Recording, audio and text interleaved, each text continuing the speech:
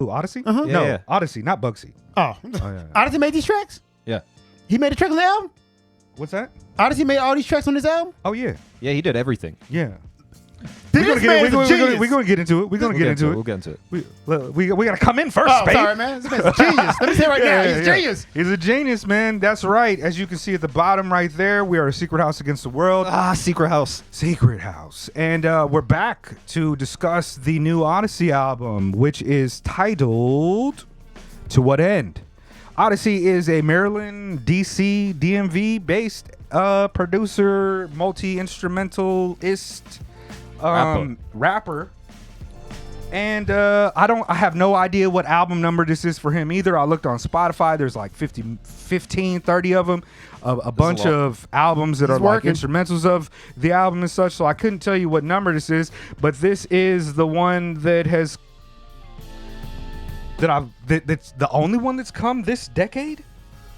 I feel like it. No. Came That out was 2020. Yeah, that's right. That's right. But anyways, it's our first time talking about Odyssey, so I would like us to first let y'all know to hit the like and subscribe, but also let y'all know where we know him from, how we know him, and our experiences with him, so you can have some type of context into which we listen to his music. I have been a fan for probably at least a decade, over a decade.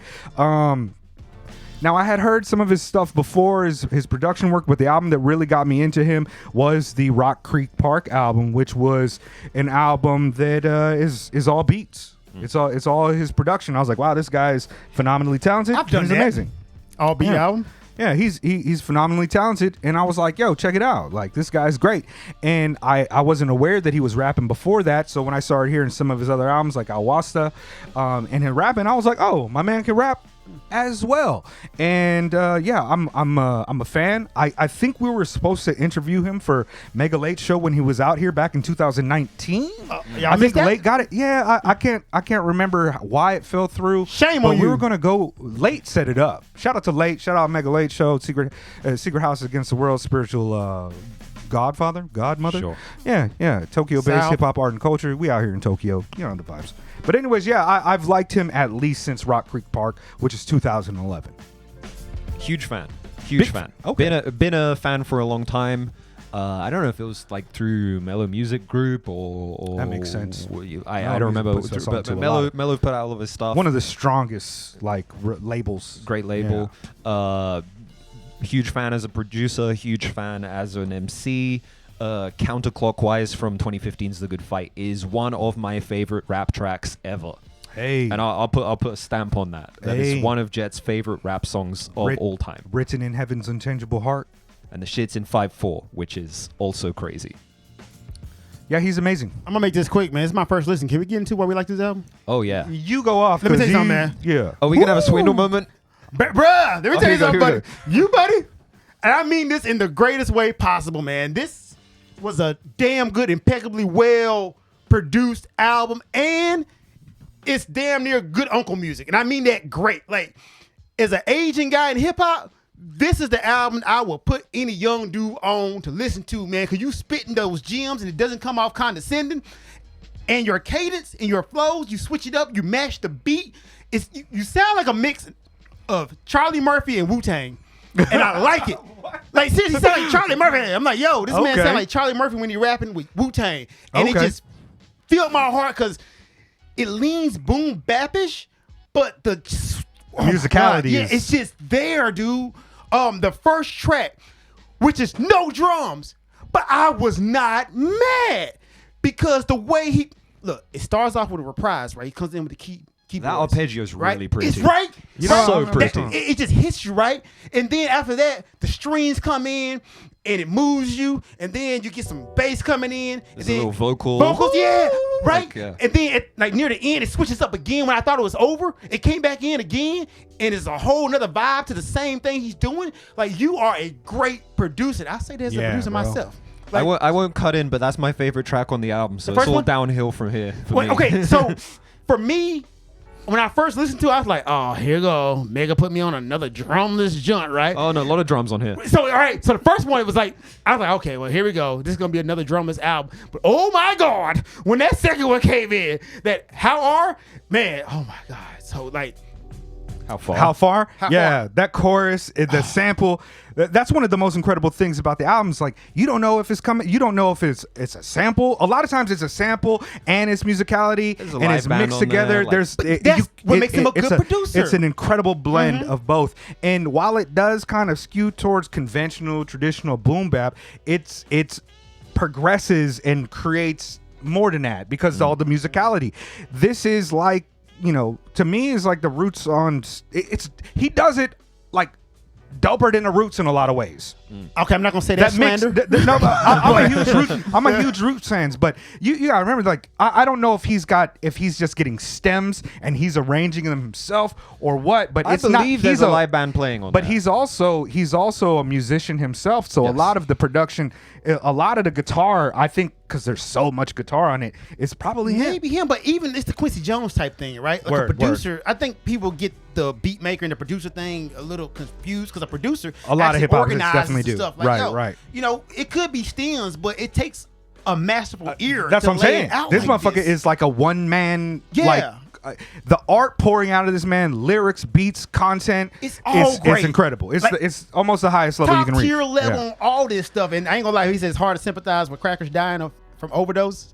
I was like, Oh, there's so much. There's so much on many this album. gems, dog. I'm sorry, I'm talking too much. You No, guys no, no. have it. You're absolutely rude. I knew you were gonna love the production Oh on my this. God, it's so good. Because he's good, but this is also him just kind of spreading a little bit more. Like the progression of his production, it comes through every album. No album sounds like, oh, okay. He's always kind of pushing the boundaries of what hip hop can sound like with live instrumentation, while still keeping it unmistakably hip hop. And shout out to Freeway, man. Came on here Freeway's dropping those hard. bars, Freeway's bro. hard. I'm Yeah. like, Freeway is so hard. my childhood came back. Freeway post The Rock is Hard. dope. He's super dope.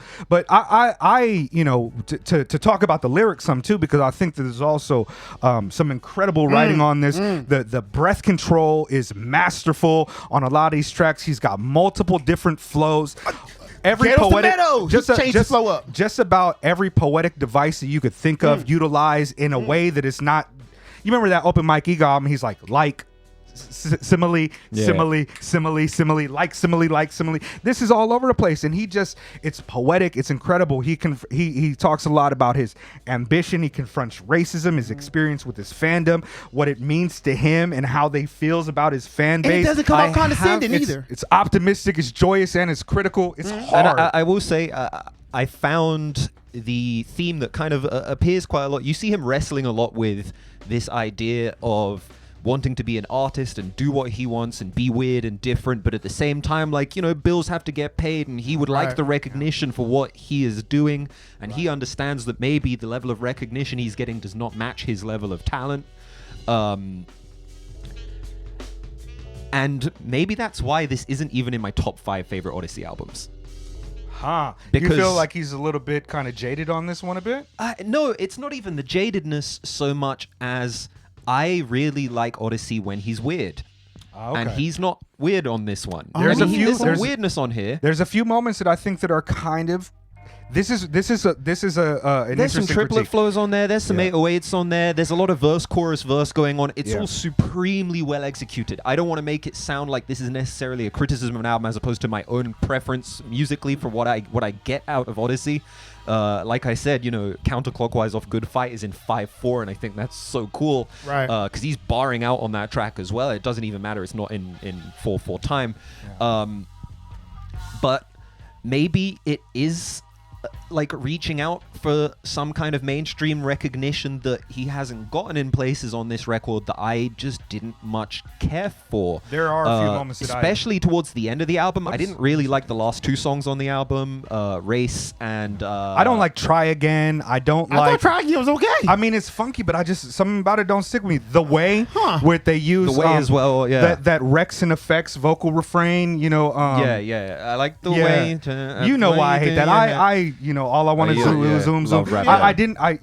First off, Mega is always going to hate on a love track, That's anyways. true. But he does it well. But there are moments on this where I feel like he might be wearing some of his influences a little too much, and also trying to click a lot of boxes. Okay. Like if you listen, sticks there's tracks on this, like the Fonte track is like, oh, this might as well just be a Little Brother track. And I know he's from that camp, like they work together a lot. There's also the one track which I love and is really dope, Bartenders, but that sounds intentionally like it is a Slum Village style track. There's the back and forth bar for bars. There's kind of the J Dilla bass line and the micro chop dragging that vocal sample. I'm not saying it's bad. That's one of my favorite songs on the album. I'm speaking to the weirdness is perhaps diminished by going back to and almost like homage for these forms, like the dance track. What kind of music is that, Spade? Is that like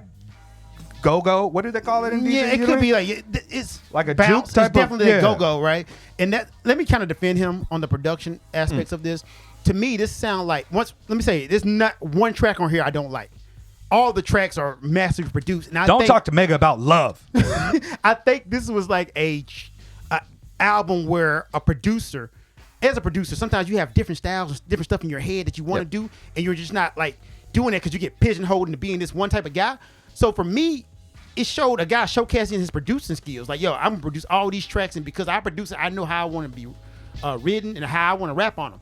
And that's what the greatness of this album is. Like, okay, you're not sticking with one style. However, you are sticking with one style. You're doing different genres within like a boom bap kind of genre, and that's what made it great to me. It's like you're doing boom bap, but you're adding like orchestra sounds, you're adding funk, you adding these drums to it. I'm just like, bruh. Yeah.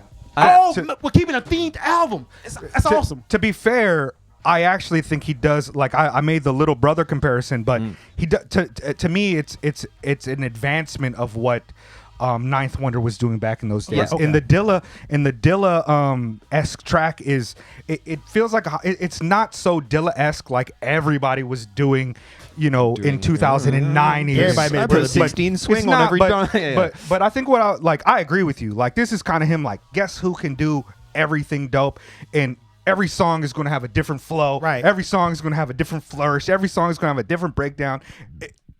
It's going to breathe this one and not the next. Like, he's really dope at that. But I do there are things that kind of take away from the experimental aspects for me. Elements of it. But at the same time, because so much of the album lyrically is about him, trying to reconcile, these many Odysseys that exist. Odyssey the rapper, Odyssey the producer, Odyssey the outsider, Odyssey the insider, Odyssey with his many, many collaborators, Odyssey the loner, his reconciliation of all those things. I can't help but feel that the sound of this album is his conclusion of him trying to reconcile those things. Interesting. He's kind of like, maybe I can appeal to people. Maybe I can be loved and also be myself. And this is what that would sound like.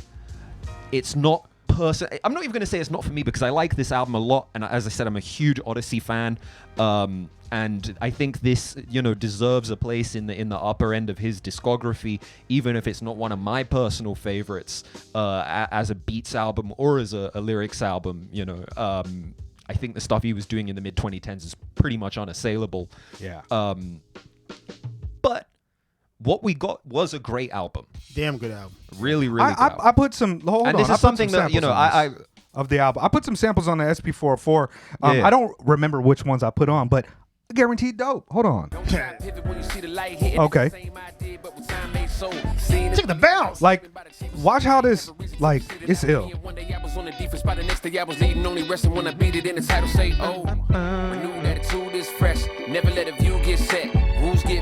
at the cadence of the flow.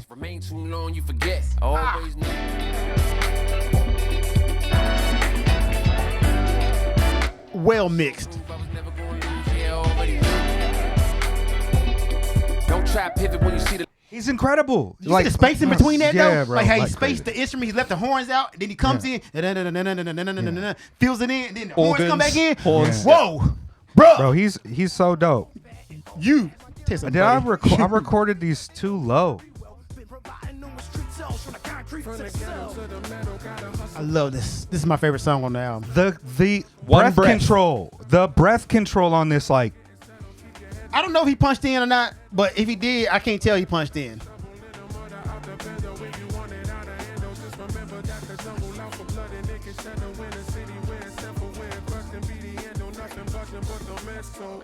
on top of the breath control and that cadence and that flow just being impeccable, what he's saying is also It's dope. layers, Could have been bro. a punch in. Run it back. Layers. Run it back. Let me see. Hold on. Can I Hold find on, a let me punch try in? to play it on this because I don't know why this is so low. I fucked around and messed it up, I guess. I ain't trying to expose you, Odyssey, but I mean, maybe there's a punch places in. Let me see. because it's so precise and choppy. It's easy to cut to Yeah, it punch could that be in. some good but, mix in here. But Let me see. I feel like he can freak it. What's the name of that song? Ghetto The Tomatoes. Ghetto Tomatoes, right? Best song on the album. Gotta hustle, cause the thug ain't nothing special when your love go out the window. It's the struggle, not the hustle to the trouble. Getting settled, keep your head low in a tussle. Use your head though, not the muscle. Up a level, not the shovel. In the murder, out the pencil if you want. I think that's a punch in. I don't think so. I don't think so. Hold on. No. I don't hear where it would be. Hold on. Not the hustle to the trouble. Getting settled, keep your head low in a tussle. Use your head though, not the muscle. Up a level, not the shovel. In the murder, out the pencil. Right. In the middle of the sentence? Yep. I think it's him overlaying the. I could be wrong, and if I am, I'm sorry for the slander, but I can see punch ins. Anyways, this is fucking But no ill. matter how you do it, it's great. I don't know. To me, that when I heard that verse, it struck me the same way the last verse on Kendrick's DNA comes in, because I was listening to that like, where's the punch in? Because the breath control on this is wild. This is like Micah 9 level breath control, Yeah. Bus Driver level breath control, and he just goes off. And a when you diss think track. it's about to end, it Comes just back in. keeps Mhm. going. And I was listening. I was listening and trying to. What's that? Whoa.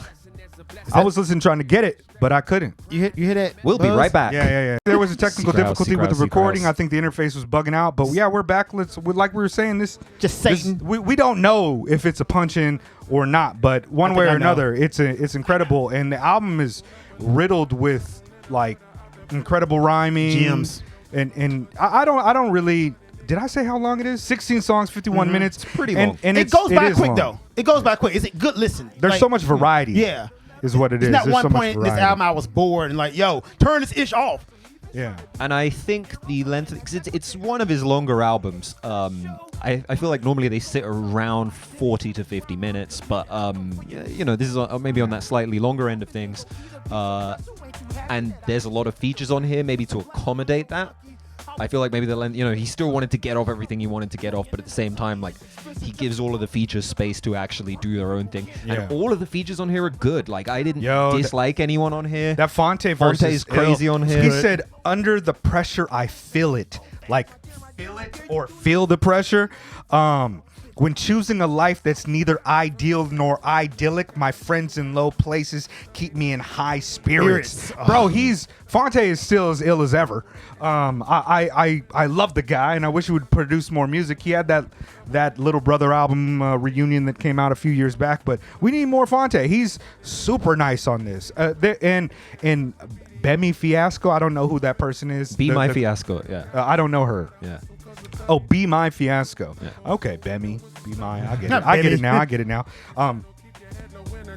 As you said, the Freeway verse is super hard. So hard. And who is the cat on Bartenders? His name is Tony James. Twan James- Twan Twan Jameson. Twan Jameson. He's hard. He's dope. He actually makes that back and forth works really well between them. It's dope. Bilal has a feature on this. I'm always That happy to shocked see me. Bilal I- on everything, right? man. Every time you see Bilal, I'm like, thank you, man. He's Still like- to give I me- remember still when to give me- when I was like in my late teens, I went to see Robert Glasper perform, and then Bilal like wandered on the stage high as shit way too early, and then just kind of had to stand around on, and like Robert's just like, yeah, give it up for Bilal, and everyone's expecting him to sing, and he's just kind of standing there like looking around. Everyone's just happy to see Bilal, and I'm If he smells some shit that's like a Soul Aquarian, he'd be around. He'd be like, "I smell like Soul Aquarians in here. Let me go ahead and do a feature." I never heard of somebody so relevant, but always out of the mainstream. You never see him, but anytime you see him, everybody just happy as hell. Like, yo, it's Bilal. Woo!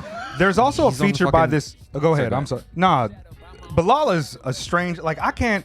name a Bilal song or album, but can't, but I love him. I know he been like, it's like, all right, he's on a, there's like He's on multiple Pimp a common, Butterfly and shit. multiple Like, common, you know what I mean? Like, He's it's the all male over the Erykah place. Badu. That's all he is. He's the male Badu. He don't diva it up enough. He need to diva it up a little bit more. He might need to get some tarot cards or some shit. I know, right? Bro, you need to start talking about your horoscope more, Bilal, if you really want to get put on with these Soulquarians, bro. Come on. But, there's another feature on the album on track number 8, More to Go, C.S. Armstrong. Now, I didn't know who that was. I was Googling to figure out who it was. I thought it might have been a lady face. But it's a dude, and he's also a super talented, amazing singer, songwriter, producer, person. And I'm going to go check out his catalog because More to Go is actually fire. It's one of those tracks where you can't tell if it's a sample or if it's live. And it's probably both. You know, the guitar sounds real and then it sounds sampled. Then there's the horn swells that sound like samples, but then there's more to it than the sample. It's crazy. It's crazy. Mixing. It's crazy. Mixing. make a meme. That's right. Bro, this album is just too good. There's so many dope moments on it. The people watching song, number 12, like, I love that energy. My father, rest in peace. Black Seminole. When he was a child, he got his finger smashed in the door. And so his middle finger was like a big, giant thumb tip. He walked out his whole life with a giant middle finger. And I feel like this song is that energy. I feel like I've also walked with a giant middle finger my entire life. And he's so dope on that. That's part of my no hellos diet. Like for most of the year, I've been on my no hellos diet. Like, if you don't hit me, I'm not hitting you. I'm sorry. I'm on the no hellos. But yes, he's dope, man. There's so many songs on here and just a few that I don't like. Tail end of the album gets a little bit weak for me after people watching. Yeah. Hard to tell. Bogart. The Way, especially, I don't fuck with The Way at all. I just What, don't do you think it ask was me. weak, or are you just used to all the impeccable stuff in the front end? Because it's not the end of the album. Yeah, because it wasn't as bad, but I think you had to switch it up a little. I might have just been tired because I've listened to this album only in entirety. Okay. I've only let it play through. I haven't gone and really sat with those tracks and gone back and try to pick out the particulars of them that are probably incredible. So just for me, maybe that's speaking to me feeling like the album's a little bit long then, because I do, I played it around the house multiple times. I played it on my way to work, on the commutes and everything like that. And it just kind of towards the end of the album, I'm just like, all right, I'm ready to go somewhere else. I'm ready to go somewhere else. Makes sense. Yeah. Y'all got anything to say about it, or are we ready to go somewhere else with it? I recommend Odyssey to everyone. Everyone should listen to Odyssey. Let me tell you something, buddy. I don't do this much too often. we go. Let me tell you something. I like when he recommend does. this to people who like swindle. And let me tell you something, buddy. You're not swindle. Nobody can be swindle. But if this is swindle, you're kind of scratching swindle's ass. That's an interesting Venn diagram there. Yeah. People who like Odyssey and swindle. In fact, I think the Venn diagram might just be me. Yeah, I know, right? Jet right in the middle. Right. Like, hey. Like, Right. your production is great, and the fact that you can actually rap at a high level on your tracks, dare I say it, is DJ L Spade. Like, check out El Spadia too. Word. No comment. My recommendation for this artist, obviously, if you like the Roots or Little Brother or Slum Village, you're probably gonna fuck with this and rock with it. I would recommend this actually to a lot of my people, my Muslim brothers who are on their deen. Odyssey is an example. He's a great example for anybody. The way that he approaches life and his approach, a lot of his spiritual thoughts come through on this. He seems to be a good person, so I'd recommend him to that kind of group. Shout out to my man Akil. You'll probably love this album. Cats who are also from our age group that grew up on the Uncle music. underground. Yes. Yeah, but even cats who was into like J Live, Lone Catalyst, Unspoken Herd. You guys will, even those of you that don't know Unspoken Herd, if you heard the Boondocks Asheru, yeah. and Blue Black are the ones that did the theme music for the Boondocks. So shout out to Unspoken Herd. Those type of cats, J Live and them, perfect for this. You know the Perfect sad for this. thing is though, man, like this guy and Sky Zoo are the type of like lyricists that I would like want to balance out for the people listening to rap now. I'm like, yo, young man, balance out your diet with something like this. But the problem is they're not going to listen to this as you get older and appreciate this, I think. Yeah. But like, yo, younger generation, if you listening to me, listen to Uncle DJ L Spade. Go listen to this and give your brain a bath, like dead ass. Get some other stuff in your system. This grown folks music, man. It is old uncle is music, thoughtful. man. I mean that in the best way possible. Yeah, no doubt. Fuck the all right. Me, I ain't got it. If I'm breathing, then I got it. I've been good this long without it. I ain't buying what you selling. Fact, you yelling, make me. Oh man, them drums came in. It's wonderful, guys. Secret House Against the World. I don't talk to police or converse with them. All right,